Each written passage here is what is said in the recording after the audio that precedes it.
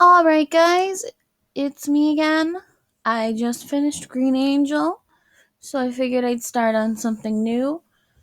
So now I'm going to be reading Alice in Wonderland by Lewis Carroll. This has been one of my favorite stories ever since I was really little, so I'm really excited to be able to read it for you guys. Um, the picture you see on your screen, just a little fun fact, is actually something I drew. I drew it, colored it myself, all that stuff. That's why it looks sort of shitty, but whatever.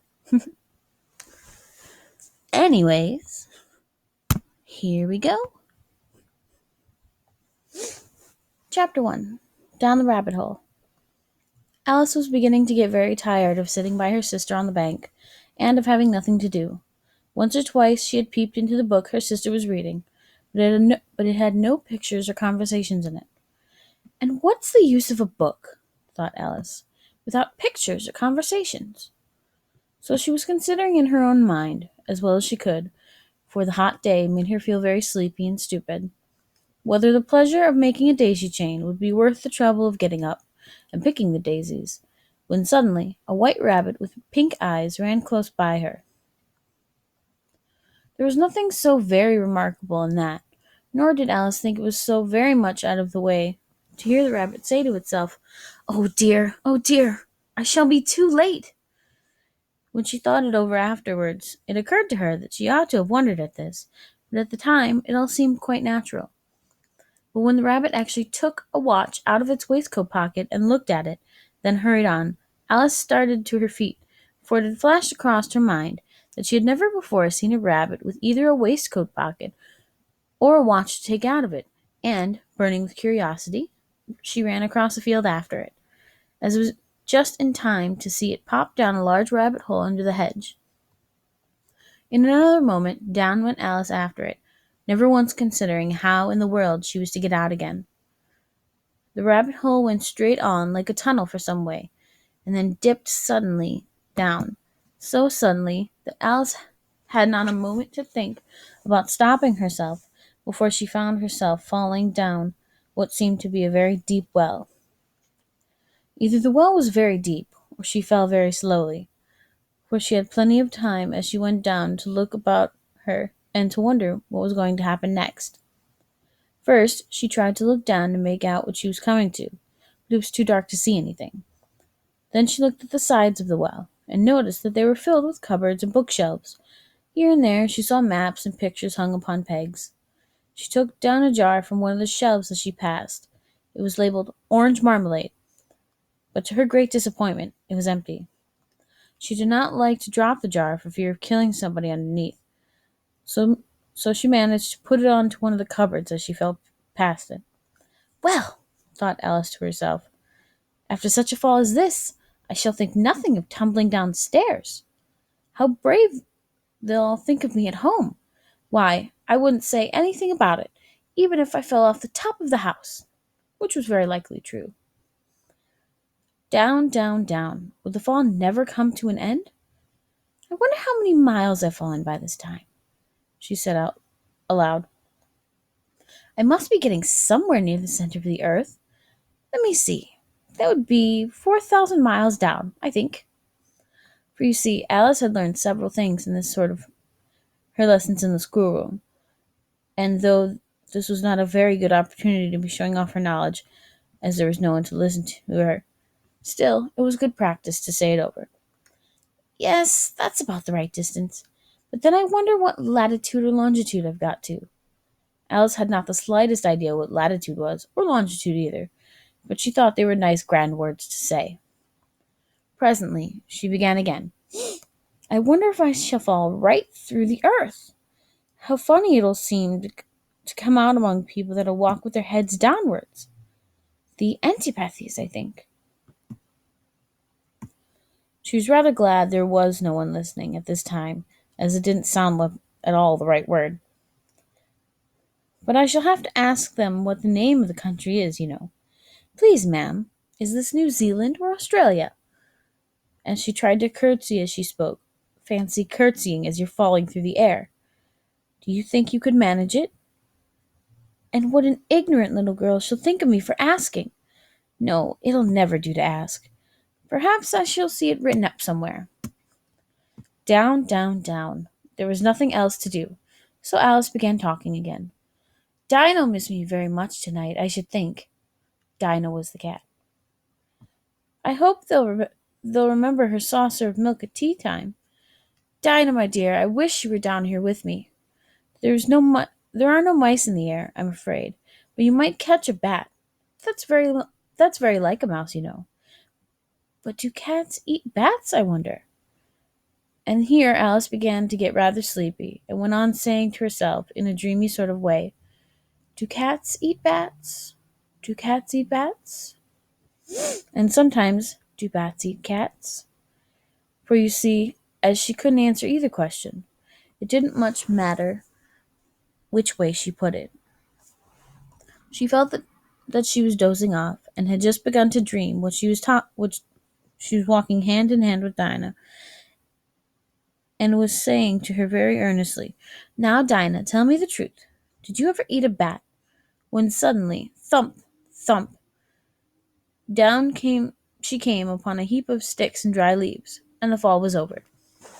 Alice was not a bit hurt, and she jumped up onto her feet in a moment. She looked up, but it was all dark overhead. Before her was another long passage, and the white rabbit was still in sight, hurrying down it. There was not a moment to be lost. Away went Alice like the wind, and was just in time to hear it say, as it turned the corner, "Oh, my ears and whiskers, how late it's getting!" She was close behind it when she turned the corner, but the rabbit was no longer to be seen. She found herself in a long, low hall which was lit up by a row of lamps hanging from the roof. There were doors all around the hall, but they were all locked, and when Alice had been all the way down one side and up the other, trying every door, she walked sadly down the middle, wondering how she was ever to get out again. Suddenly she came upon a little three-legged table, all made of solid glass. There was nothing on it but a tiny golden key, and Alice's first idea was that the key might belong to one of the doors of the hall. But alas, either the locks were too large or the key was too small, but at any rate it would not open any of them. However, on the second time round, she came upon a low curtain she had not noticed before, and behind it was a little door about 15 inches high.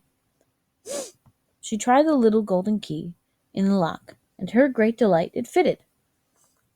Alice opened the door and found that it led into a small passage, not much larger than a rat hole.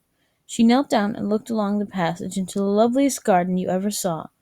How she longed to get out of that dark hall and wander among those beds of bright flowers and those cool fountains.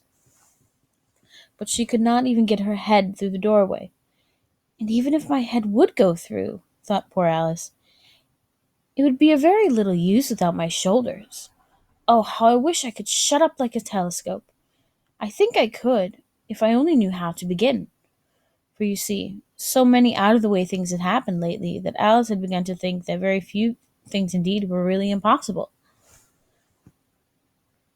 There seemed to be no use in waiting by the little door, so she went back to the table, half hoping she might find another key on it, or at any rate a book of rules for shutting people up like telescopes. This time she found a little bottle on it, which certainly was not here before, thought Alice. And tied round the neck of the bottle was a paper, labelled with the words, "Drink me," beautifully printed on it in large letters.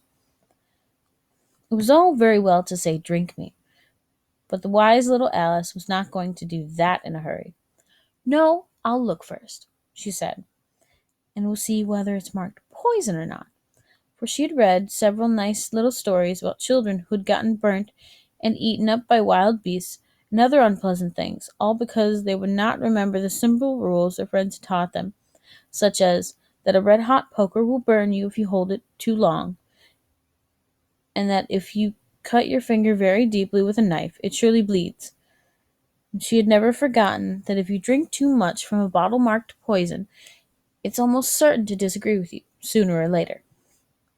However, this bottle was not marked poison, so Alice ventured to taste it, finding it very nice.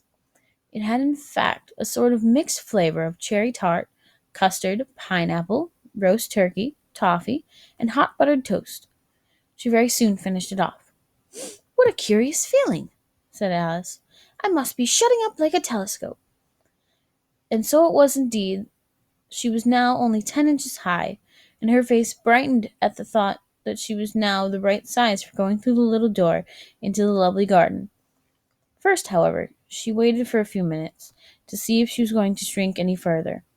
She felt a little nervous about this, for it might end, you know, said Alice to herself, in my going out altogether, like a candle. I wonder what I should be like then. And she tried to fancy what a flame of a candle looks like after the candle is blown out, for she could not remember ever having seen such a thing. After a while, finding that nothing more happened, she decided that going into the garden at once. But alas for poor Alice, when she got to the door, she had found she had forgotten the little golden key, and when she went back to the table for it, she found that she could not possibly reach it. She could see it quite plainly through the glass, and when she tried her best to climb up one of the legs of the table, but it was too slippery, and when she had tired herself out with trying, the poor little thing sat down and cried. "Come, there's no use in crying like that," said Alice to herself rather sharply. "I advise you to leave off this minute." She generally gave herself very good advice, though she very seldom followed it, and sometimes she scolded herself so severely as to bring tears into her eyes. Once she remembered trying to box her own ears for having cheated herself in a game of croquet that she was playing against herself, for this curious child was very fond of pretending to be two people.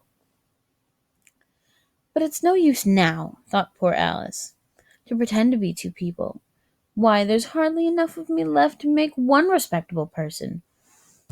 Soon her eye fell on a little glass box that was lying under the table. She opened it, and found in it a very small cake, on which the words "Eat me" were beautifully marked in currants. "Well, I'll eat it," said Alice, "and if it makes me grow larger, I can reach the key, and if it makes me grow smaller, I can creep under the door. So either way, I'll get into the garden, and I don't care which happens." She ate a little bit, and said anxiously to herself, "Which way, which way?" holding her hand on top of her head to feel which way it was growing, and she was quite surprised to find that she remained the same size. To be sure, this is what generally happens when one eats cake, but Alice had got so much into the way of expecting nothing but out of the way things to happen, that it seemed quite dull and stupid for life to go on in the common way. So she set to work, and very soon finished off the cake. Alright, guys, I'm just gonna stick with chapter 1 for tonight. So let me know what you thought. Leave a like, comment, subscribe, all that good stuff. And I will bring up another episode hopefully tomorrow. Thanks for watching, guys. Bye.